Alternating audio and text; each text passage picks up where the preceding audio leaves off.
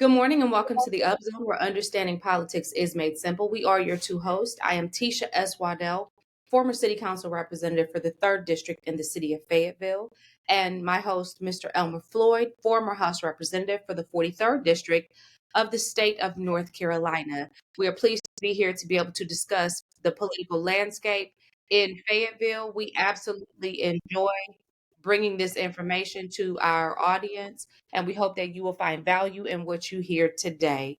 Mr. Floyd, we have a little feedback. Do you have multiple devices going today? No, no, I hope not.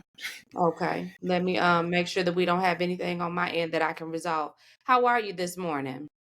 I'm great, Chase. I'm through with the election. I feel much better after observing the landscape of about 15 days of early voting and Okay, the election day. let's jump right into the gritty in the city and the word on the curb. Mr. Floyd, this was election, what do they call it? Super Tuesday, where you go out and you Super vote. Tuesday. Mhm. Mhm, Yes.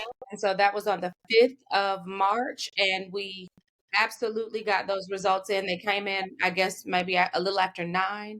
I was at hmm a soccer game for my daughter, and we were on the road on the way back, so I wasn't able to look at those results in live time. But when I got home, Floyd, I'll be honest with you, I looked at the results, and while I was disappointed, I wasn't surprised. Well, And Chief, you got to realize, we vote off how well we like a person, not whether or not a person can deliver an end product. It's that's how we do, Tisha. I mean, so don't be surprised about the results. and Don't. and I wasn't surprised at all. I was just disappointed because I would think that at this point a community would be tired of being manipulated and being told how or being molded to think or feel or believe that something is what it isn't or that something isn't what it is. And I just think that it's so unfortunate that repeatedly, time and time again in this community, and not just where the name Colvin is concerned, but politically, period, in this community, there is a real manipulative spirit at play. But I'll tell you this, Mr. Floyd, it has reinforced to me my belief system that the political landscape does not matter. And while we do this show every week to influence and inform people on how to pay attention and observe the political landscape, I am reminded at every turn that it is not our system anymore. And it may But never Tisha, have been. I may have been one of the people who was deluded into thinking that it was at one point. but Tisha, what you have to look at, and you do consulting work. They are experts. They know which community that they can go in and manipulate. They know that. Based on the demographic. You know, they know that, and they know that Cumberland County is a community that is easy to manipulate. So that's why they come. That's why they do it. But at the end of the day, we are the losers. Right. Right. And just very quickly, because I'm again, it just is what it is. Very quickly, here are the results that we saw come out of our state level. As far as the president, Joseph R. Biden Jr. won the ticket in the primary for North Carolina with 87% of the vote. It's interesting because 40% of the people that voted said that they had no preference in the Libertarian Party, and 12% of the people that voted in the Republican Party said they had no preference. When you see I'm sorry, in the Democrat Party, when you see the Republican ballot, it was no surprise again that Donald Trump came out on top of the ticket with 73, almost 74% of the vote, with there being um, less than 1% of the ticket that said that they had no preference. So I think you can see a huge discrepancy between Joseph R. Biden, because there was nobody else on the ticket with him. 12% of the people said, hey, we have no preference. But in the Republican Party, where you saw that they had more choices, less than 1% of the people said that they had no preference. Um, we did see Nikki Haley suspend her campaign. I did see that as I was kind of passing by some news stories on my news feed. For the House of Representatives, let's scroll down to some names that we're familiar with. So we did see Mr. Mark Harris came out on top for the Mr.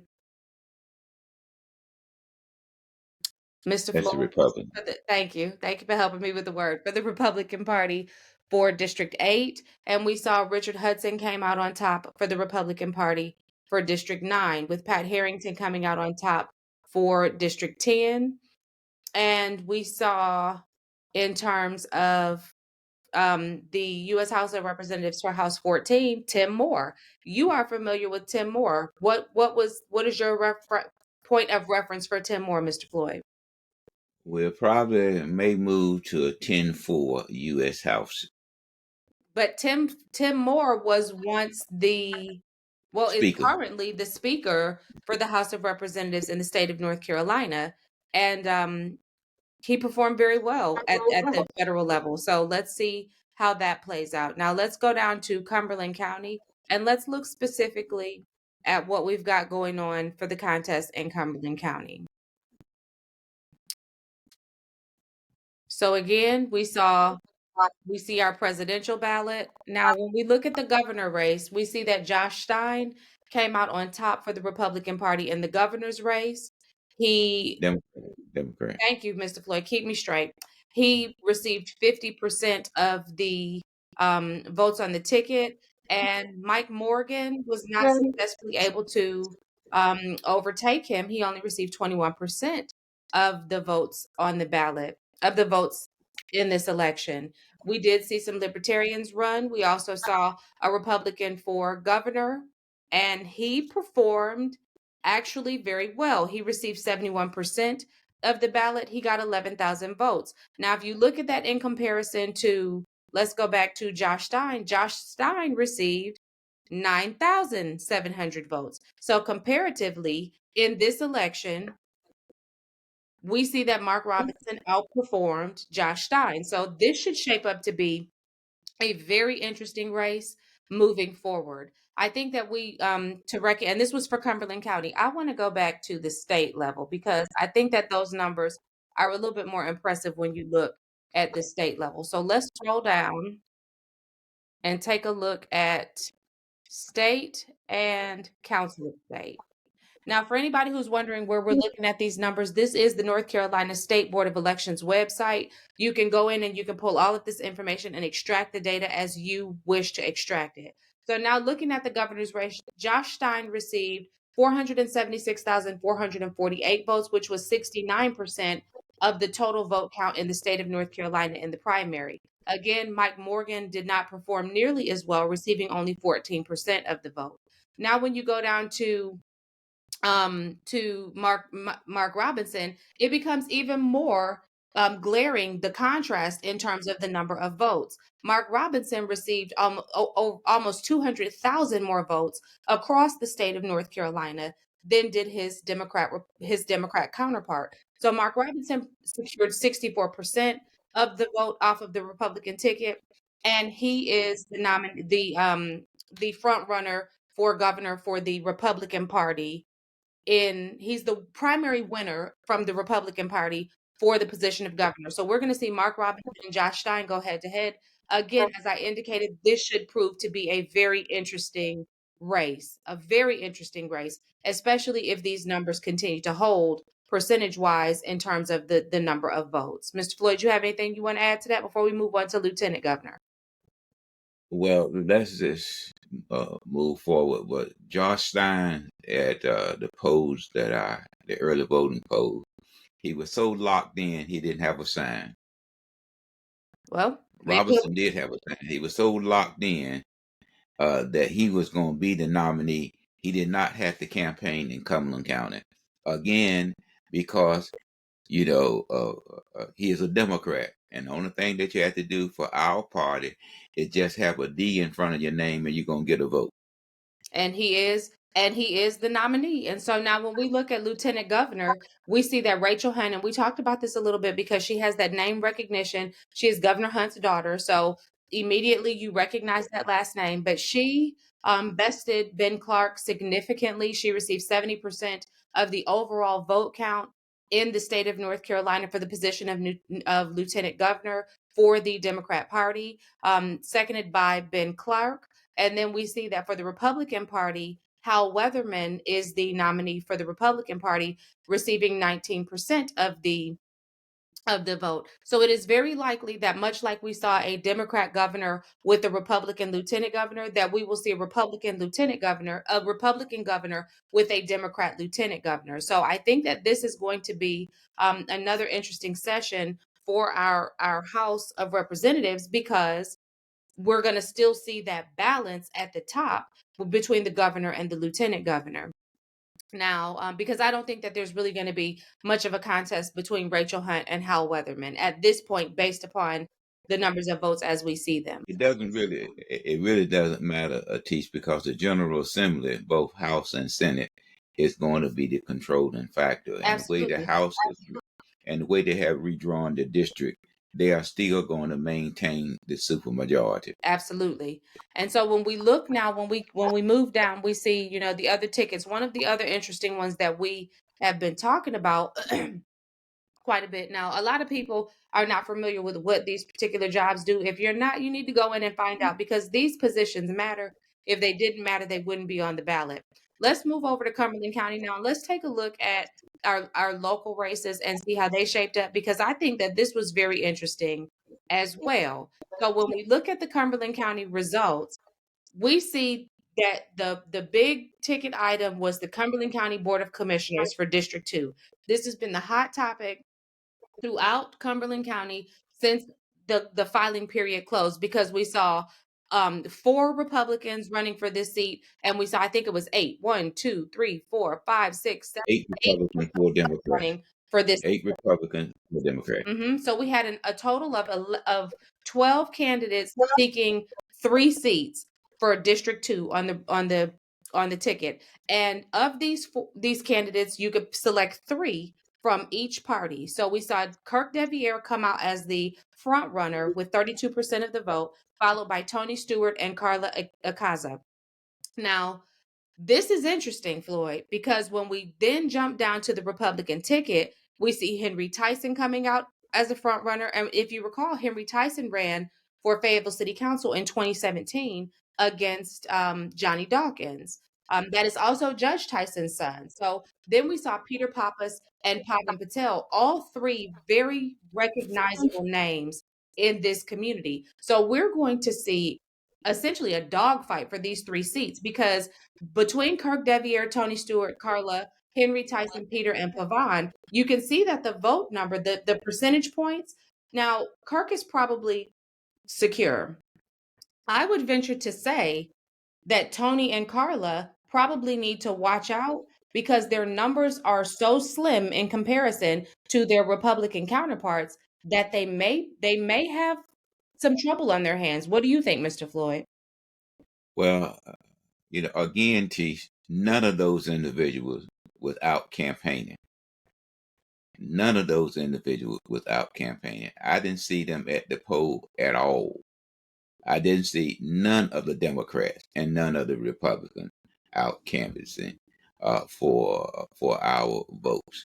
And when a person doesn't at least show up at early voting, it sort of let me know that you are taking the voters for granted. You just stick a sign in the ground, and everyone is going to go towards you.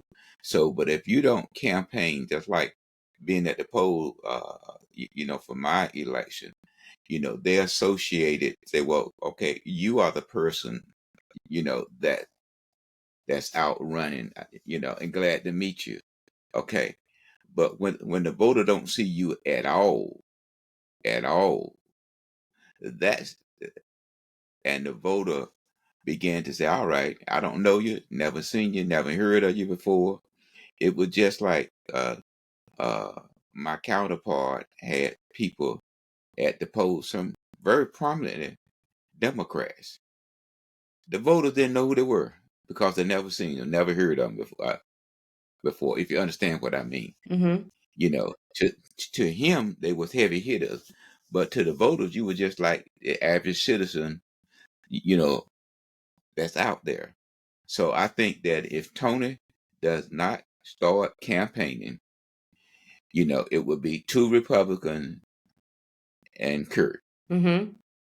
You're gonna have to start campaigning again because two Republicans have announced that they no longer wish that they would not seek re-election. So that would possibly lead two Republicans and Kurt and Tony out. So I think that all three need to start campaigning.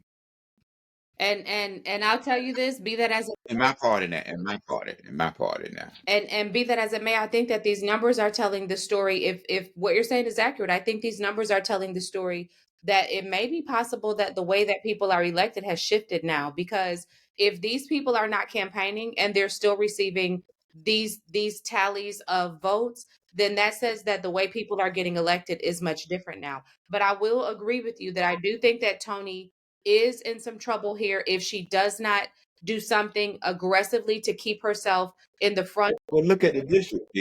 Look at where the district is located at. Okay, look at where the district hover around, and it will give you an idea. Okay. Okay, Okay. it would it would it would give it would give you an idea that you really need to campaign, given the geographical location of the district. Itself, but you can take the voter for granted. There, and but that's something different. But Mr. Adams would truly need Tony and Kurt uh, to continue his dream team approach. He has at this point Michael, because he was at Michael fundraiser endorsing him for the Raleigh, and also he been a strong motivating person for Francis. So Glenn is developing him a team just like the mayor is developing uh, his team. But if they do not wish to have a bipartisan team to advance Cumberland County and to receive some of the dollars and cents that Cumberland County need, then it's going to be a difficult road for our community going ahead as it relates to revenue.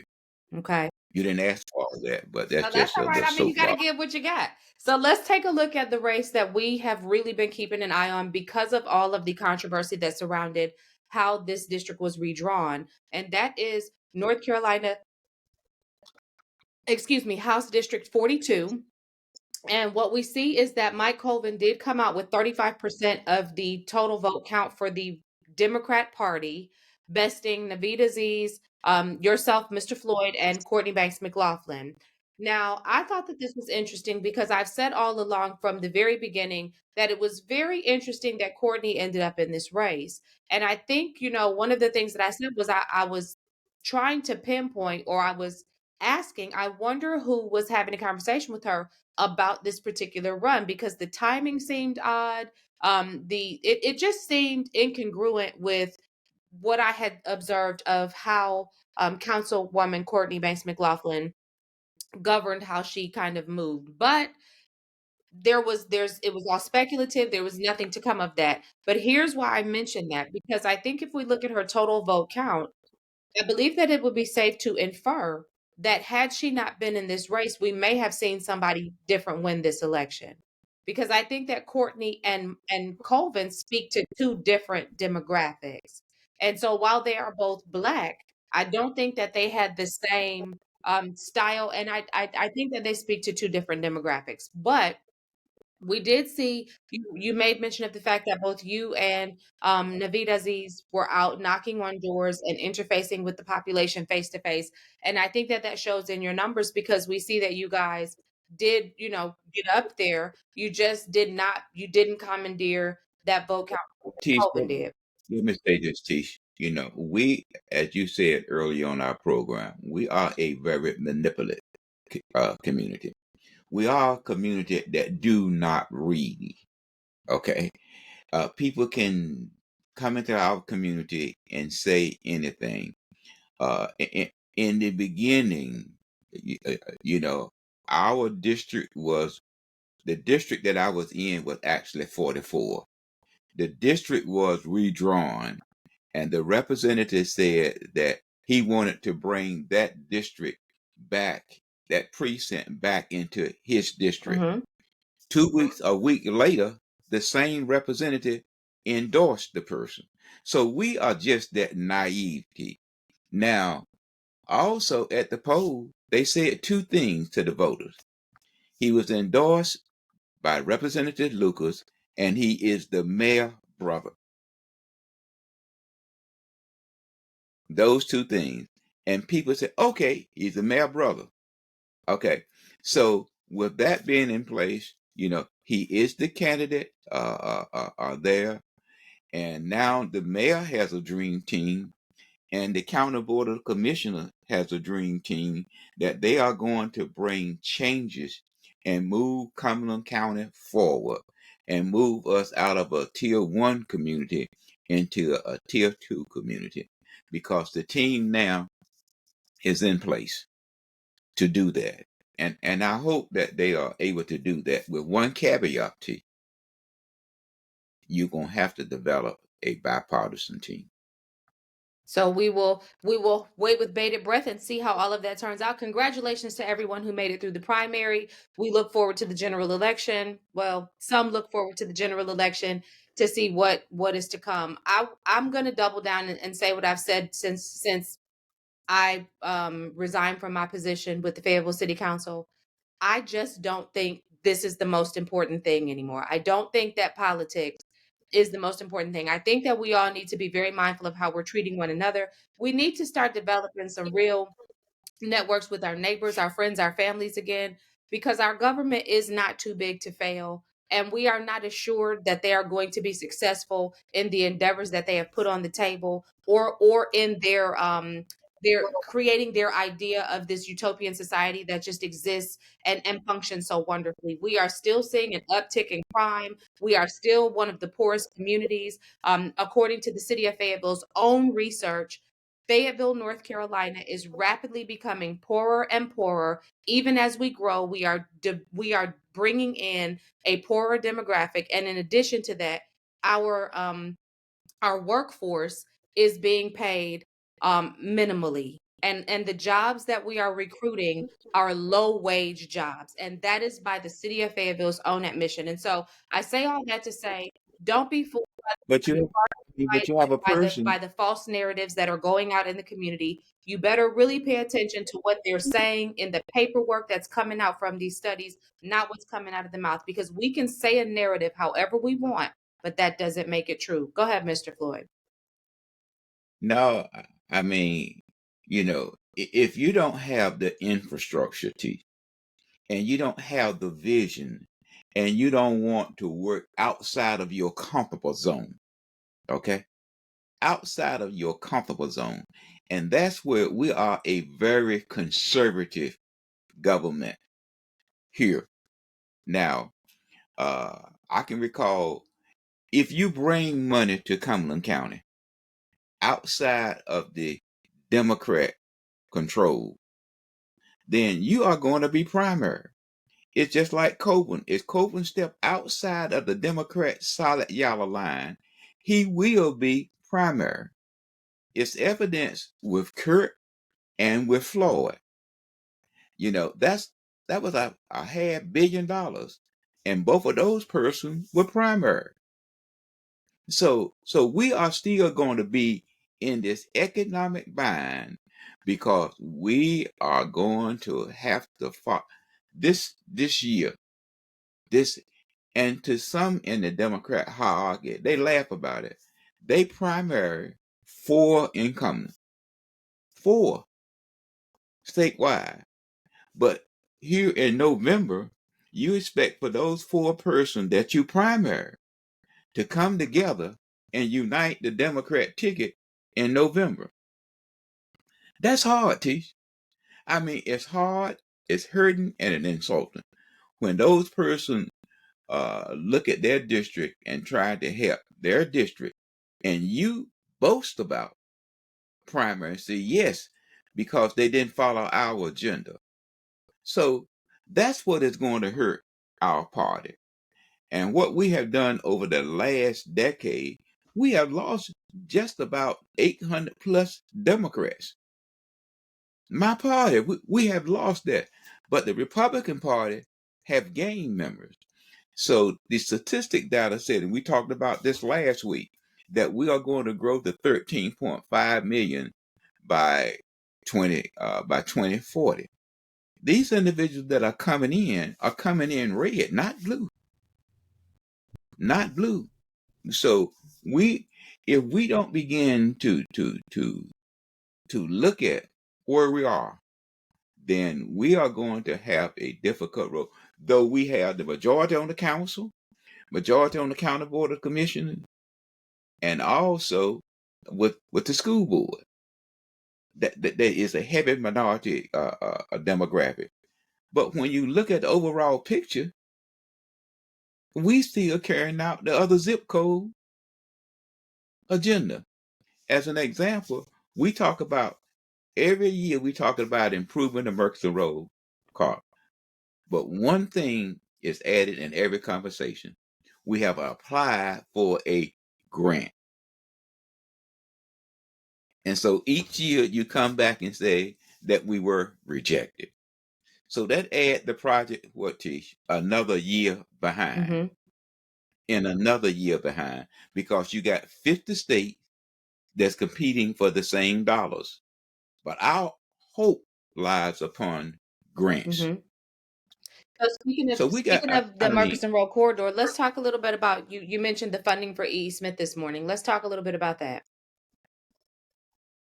well, the governor, uh, again, in his uniqueness, has come back to our county, in which you are my friend, and don't take this, you are not capable of making a decision.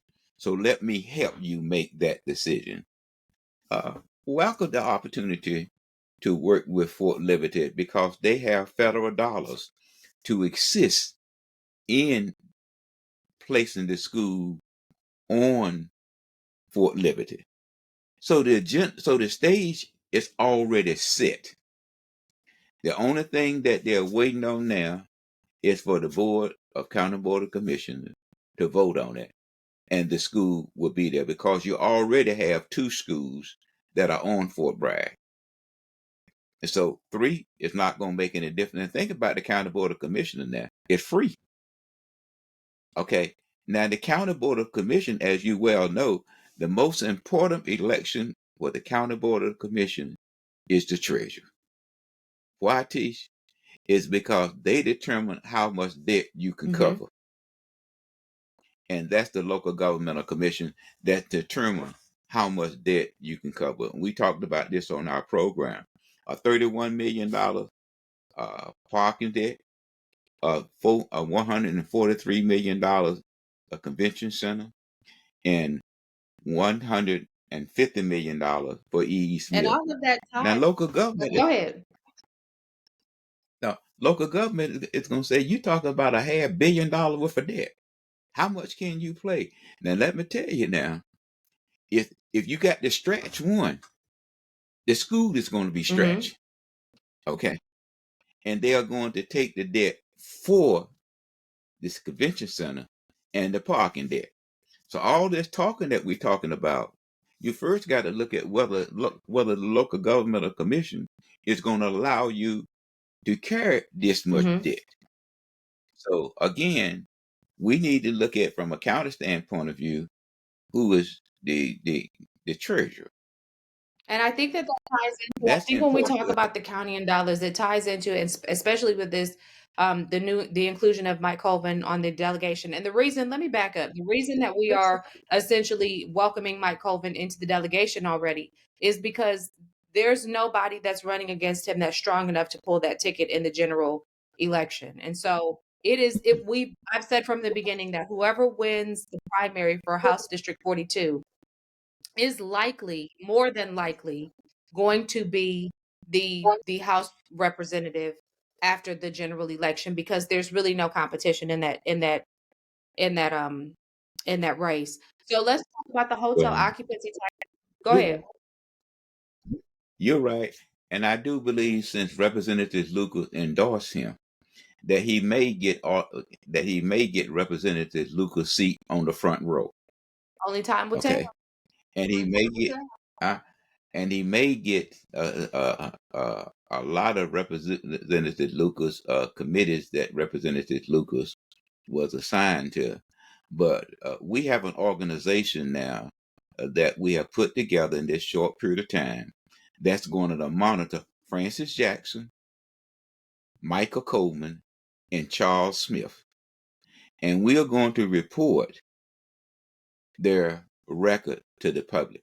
It's not going to change anything because we won't read it, we won't see it, we won't understand it. We'll just say, oh, they're doing a good job. They passed no bill, they brought no money in, they followed the party line. And so, but at least you provide them information to you. Absolutely. But they will again, they won't So read it. let's talk about how what you think will happen with the hotel occupancy taxes and the tax distributions to Cumberland County.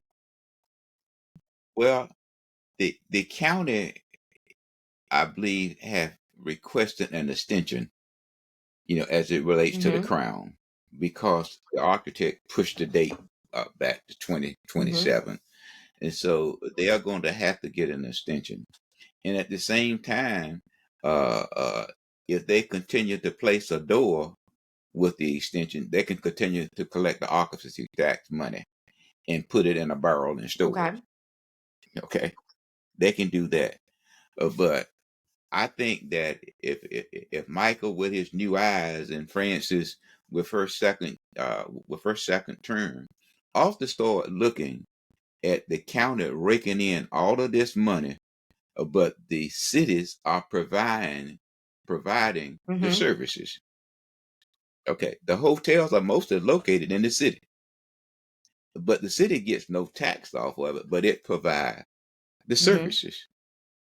And so it's wise that when that comes before the delegation to run that through, and I hope that they have a sunset date on it, that they also provide the cities, municipalities where those hotels and motels are located, some of that money. Now, when it was first established, the Art Council still gets a portion of that. But also on top of that, the county still give them $60,000 a year, plus the hotel occupancy tax. The Martin Luther King Committee at that time requested 1 cent of, I think that was 3.1 3.5%. They asked for a portion of that. So if Michael and Francis is smart, it's when they get that, because that was one of the things that I was going to do, is ask that a portion of that hotel occupancy tax, that include the liquor taxes too, that the local governments receive some of that money. They are simply providing the service to you, Mm-hmm. not, and the county just waiting for the end of the month to get the money. Absolutely. Mr. Floyd, one of the other things that we talked about was the voucher program. You said that there was a meeting recently. Let's talk a little bit about that.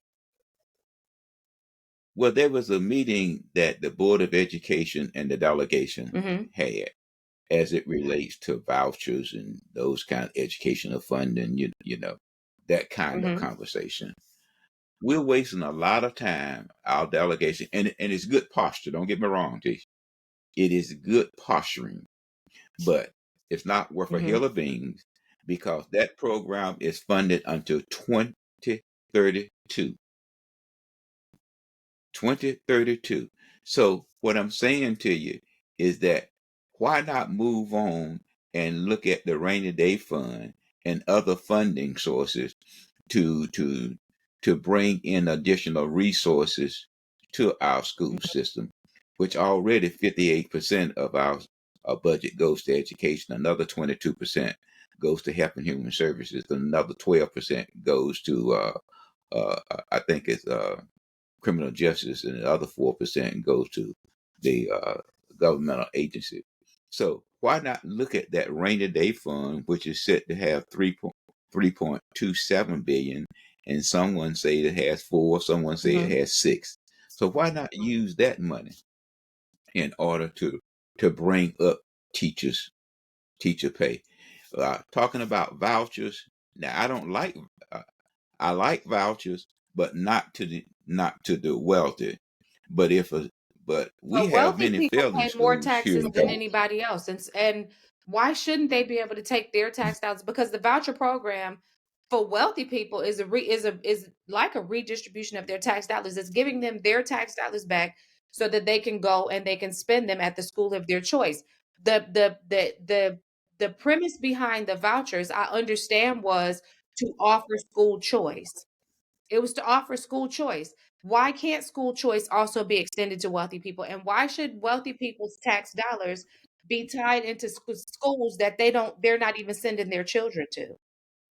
When education Well, served the Tish, purpose of truly educating the entire community, it made sense for the entire community to leverage their dollars towards supporting that institution.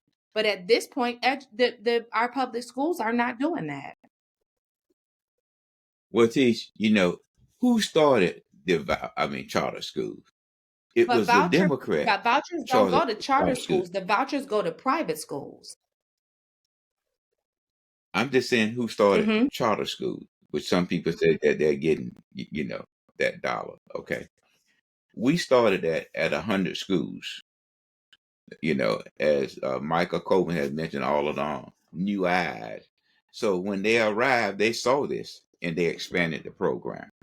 Okay, they Schools expanded the should be program. competitive, So Mr. my Floyd. concern, Just like, I'm not down that. I'm hmm not down that. I mean, when you look at it, T, and you look at early college has a quota. Everybody can't go to early college. Okay.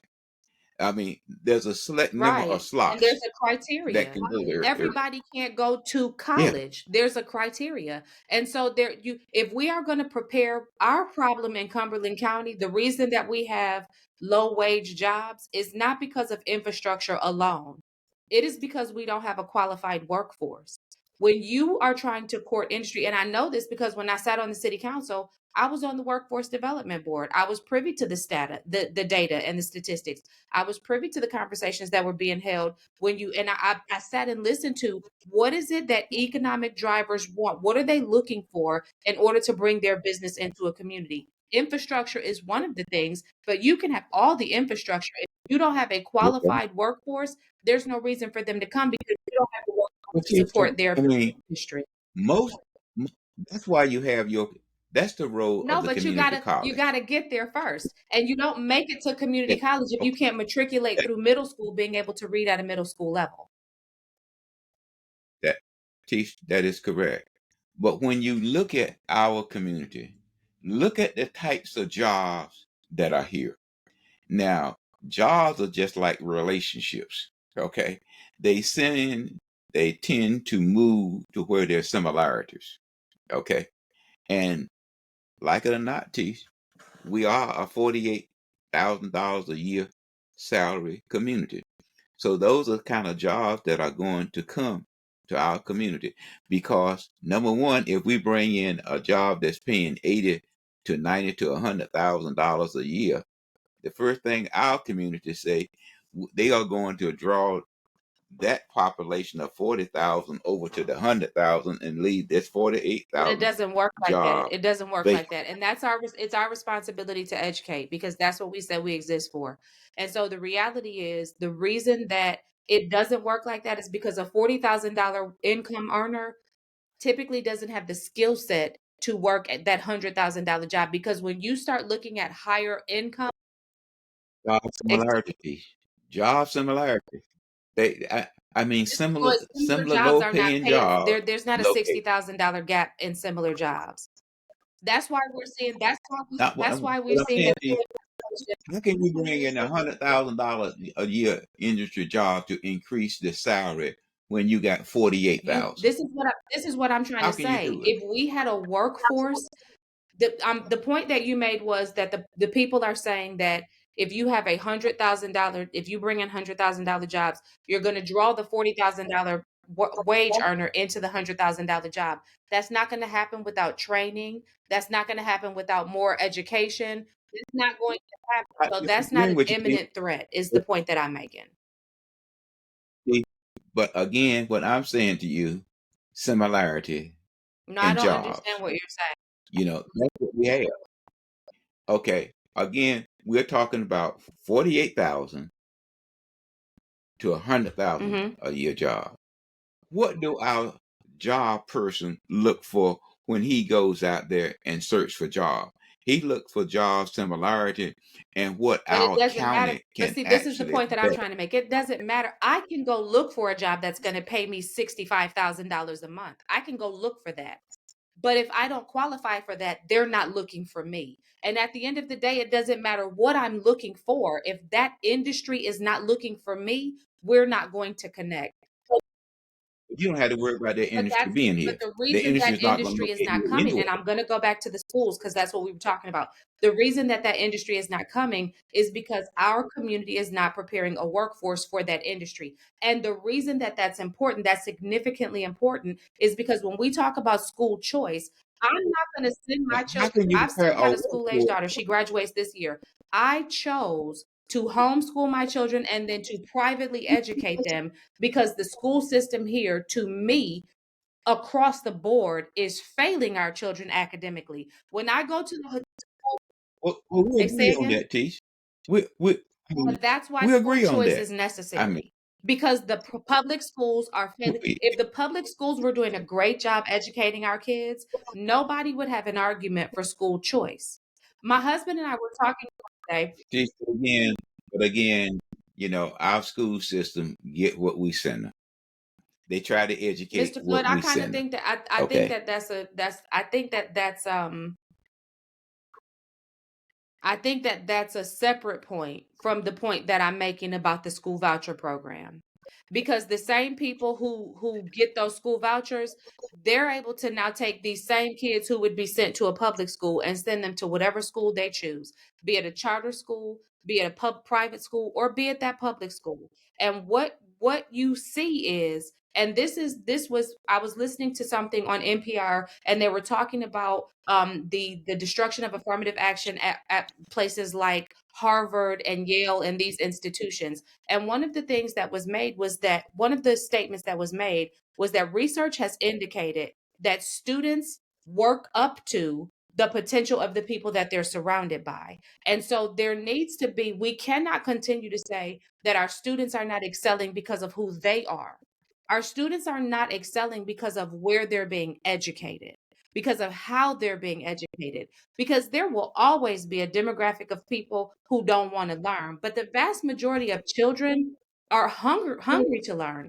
But when you take them in elementary school and you put them in an environment where their teachers are overwhelmed, overburdened, and under resourced, and not only that, but then you do not give them the tools that they need to be able to successfully educate these kids, because they don't need smart boards to teach. What they need is some of these restrictions that have been placed on them by the public school structure removed. If you just went back to letting teachers teach, if we removed all of these nuances and innuendo that's been piled upon teachers in the public school system, taking them away from the ability for them to be able to teach, then your elementary school students would get this love for learning because they're hungry. Little kids want to learn.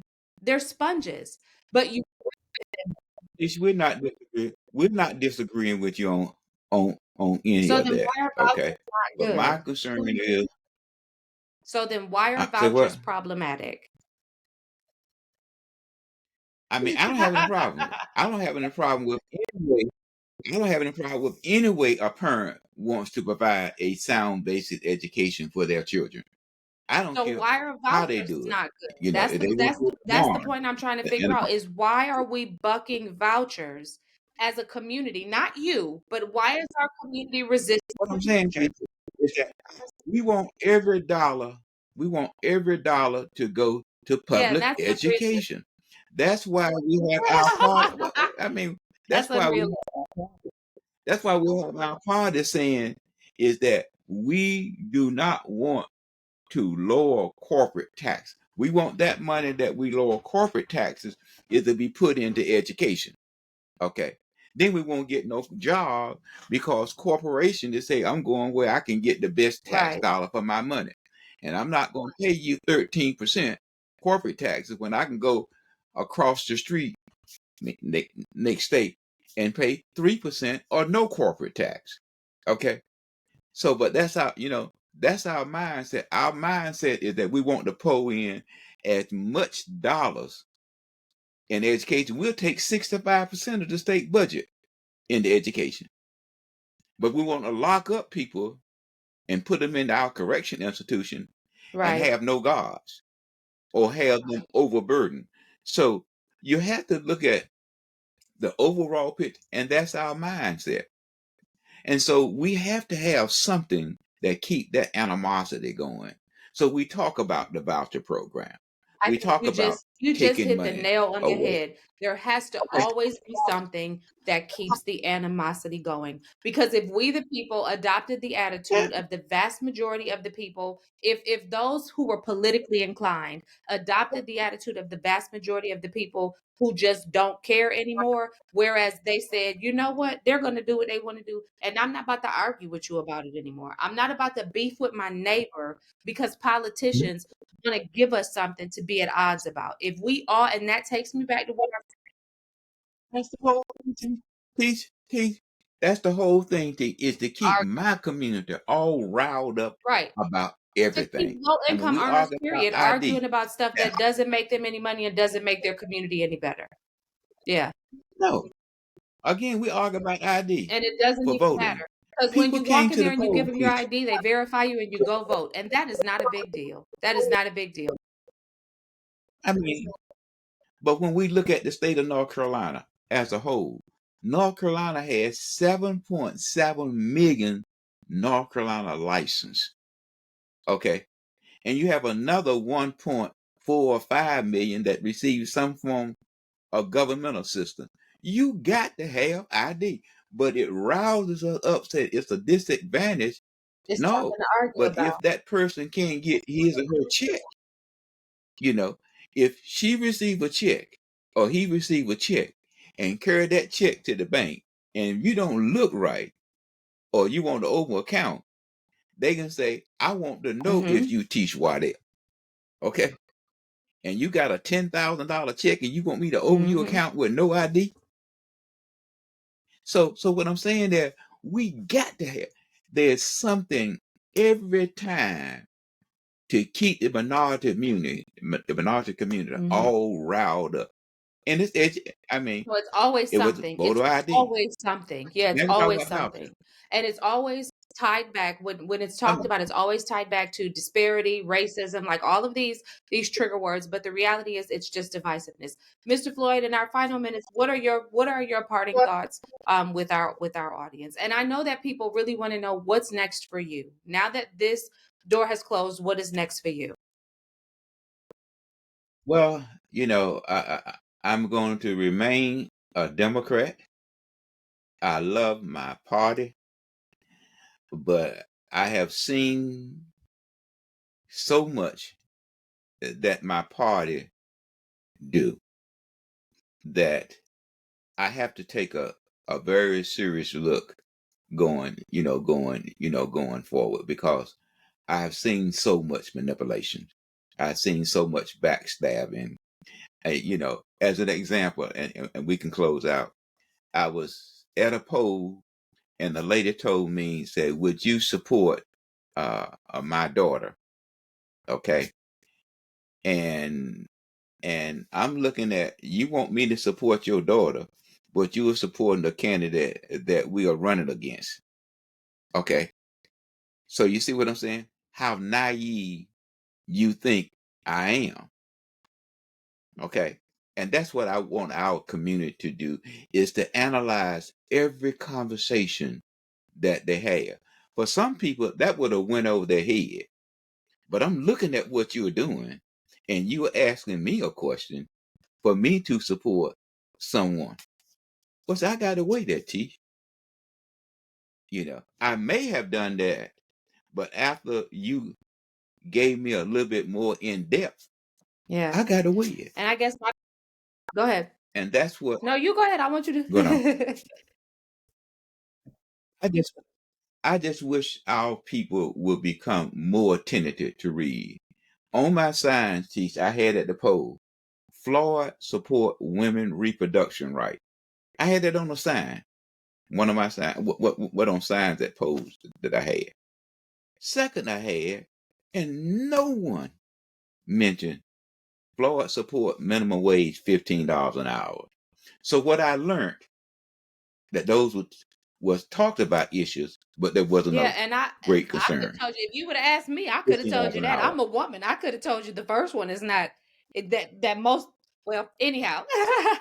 um But I'm just saying, I mean, given the issues of moving it down from 20 weeks to 13 weeks, I'm just saying, you know, the issues, okay? And then there's talk about a living wage. Okay, this is the candidate that supported these two issues, but it had zero burn, you know. So when we start talking about minimum wage and living wage, you won't see Florida at that yeah. table Yeah, and I'll because say it's not that an issue. and I love how you said that because it perfectly ties into what I want to use as my final words. There's a scripture in Matthew, and it talks about not being concerned about what you'll wear or how you'll be provided for, because the God who created us clothes the flowers of the field in glory and provides for the birds of the air, and they don't have to worry about they eat. And how much, and it goes on to say, how much more will He do for you? Whom he loves. And so I guess what I want to say to people is stop worrying about stuff that's really not yours to worry about.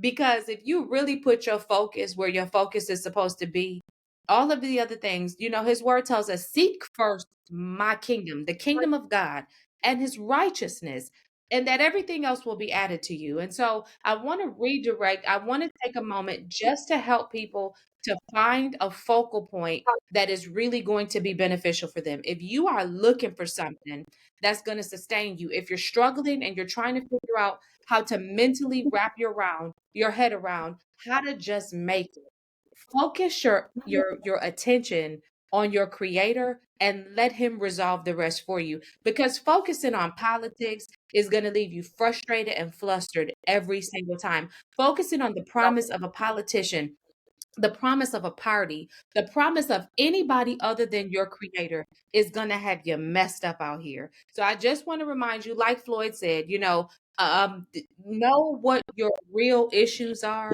and know where the real solution lay. And if you can do that, none of this will really move you the way that is moving a lot of people. Mr. Floyd, I love to see that you have so much peace.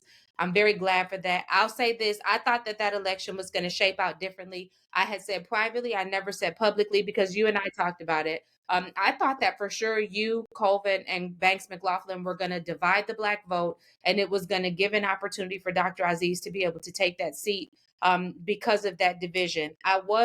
Again, I'll say I wasn't surprised, but I was disappointed in the outcome of that election. I'm disappointed in our community's continued blind eye at bad behavior, because what Lucas did was bad behavior.